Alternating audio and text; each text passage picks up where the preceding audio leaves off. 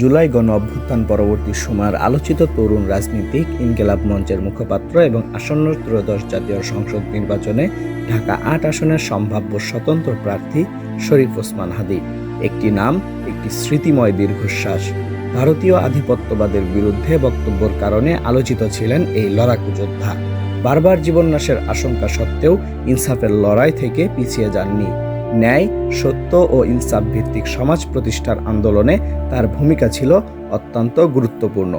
টানা ৭ দিন মৃত্যুর সঙ্গে পাঞ্জা লড়ে বৃহস্পতিবার ১৮ ডিসেম্বর রাত 10:45টার দিকে সিঙ্গাপুরের একটি হাসপাতালে চিকিৎসাধীন অবস্থায় তিনি শেষ নিঃশ্বাস ত্যাগ করেন। ইন্না লিল্লাহি ওয়া ইন্না ইলাইহি রাজিউন। হাদীর মৃত্যুতে শোক স্তব্ধ সারা দেশ। প্রতিবাদ বিক্ষোভে উত্তাল ঢাকা বিশ্ববিদ্যালয় ও শাহবাগ এলাকা। বৃহস্পতিবার ১৮ ডিসেম্বর রাতে জাতির উদ্দেশ্যে দেওয়া এক ভাষণে শরীফ ওসমান হাদীর মৃত্যুতে দেশে একদিনের শোক ঘোষণা করা হয়েছে বলে জানিয়েছেন প্রধান উপদেষ্টা অধ্যাপক ডক্টর মোহাম্মদ ইউনূস। তিনি বলেছেন, শহীদ ওসমান হাদীর স্ত্রী ও একমাত্র সন্তানের দায়িত্ব সরকার গ্রহণ করবে। বিপ্লবী রক্তে উজ্জীবিত তরুণ নেতা ওসমান হাদী ছিলেন প্রতিবাদের অনন্য প্রতীক। তার কর্মের মধ্য দিয়ে তিনি শুধু প্রতিবাদ নয়, দেশপ্রেম, ধৈর্য ও দৃঢ়তার অনন্য দৃষ্টান্ত রেখে গেছেন। তার মৃত্যুতে গভীর শোক প্রকাশ করেছেন বিএনপির ভারপ্রাপ্ত চেয়ারম্যান তারেক রহমান, বাংলাদেশ জামাতে ইসলামীর আমির ডাক্তার শফিকুর রহমান সহ বিভিন্ন রাজনৈতিক দলের শীর্ষ নেতারা। একই সঙ্গে নিহতের পরিবারের সদস্যদের প্রতি তারা সমবেদনা জানিয়েছেন। অ্যাক্টিভিস্ট পিনাকি ভট্টাচার্য ফেসবুক পোস্টে বলেছেন, বিদায় বন্ধু শহীদ হাদী। আল্লাহর সকল সৃষ্টি নিশ্চয়ই তার কাছেই ফিরে যাবে। ইন্না লিল্লাহি ওয়া ইন্না ইলাইহি রাজিউন। ফ্যাসিবাদ বিরোধী সংগ্রামে আমাদের সহযোদ্ধা বীর শহীদ শরীফ ওসমান হাদী আমাদের এই পৃথিবীর মায়া ছেড়ে চলে গেছে। ইনকিলাব মঞ্চের আহ্বায়ক শরীফ ওসমান হাদী ঢাকা ৮ আসনে স্বতন্ত্র প্রার্থী হিসেবে নির্বাচন করার জন্য প্রচার চালাচ্ছিলেন।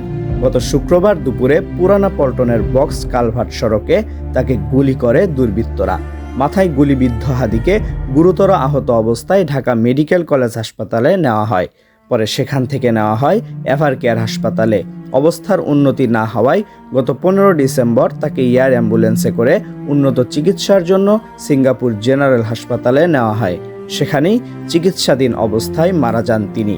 2024 সালের জুলাই আন্দোলন এবং পরে আওয়ামী লীগ নিষিদ্ধ করার দাবিতে গড়ে ওঠা আন্দোলনে ওসমান হাদী ছিলেন সামনের সারির যোদ্ধা। রামপুরা এলাকার সমন্বয়ক হিসেবে তিনি গুরুত্বপূর্ণ দায়িত্ব পালন করেন। অভ্যুত্থানের সবচেয়ে সংকটময় ও উত্তাল দিনগুলোতে নিজের অন্তঃসত্ত্বা স্ত্রীকে বাড়িতে রেখে তিনি রাজপথে নির্ঘুম রাত কাটিয়েছেন, যা প্রতিরোধের প্রতি তার অবিচল অঙ্গীকারের প্রমাণ বহন করে। সে সময় তিনি খুব কাছ থেকে বহু সহিংসতার সাক্ষী হয়েছিলেন। জুলাই শহীদদের অধিকার রক্ষা, ভারতীয় আধিপত্যবাদ বিরোধী অবস্থান এবং ন্যাশনাল অ্যান্টি ফ্যাসিস্ট ইউনিটির ব্যানারেও রাজপথে সক্রিয় ছিলেন একজন হাদী। গণ অভ্যুত্থানের অভিজ্ঞতা ও দাবির ভিত্তিতে তিনি সাংস্কৃতিক ও রাজনৈতিক প্ল্যাটফর্ম ইনকিলাব মঞ্চ প্রতিষ্ঠা করেন। সংগঠনটির লক্ষ্য ছিল আধিপত্যবাদের বিরুদ্ধে দাঁড়িয়ে বাংলাদেশের সার্বভৌমত্ব রক্ষা এবং ইনসাফ ভিত্তিক রাষ্ট্র ব্যবস্থা কায়েম করা।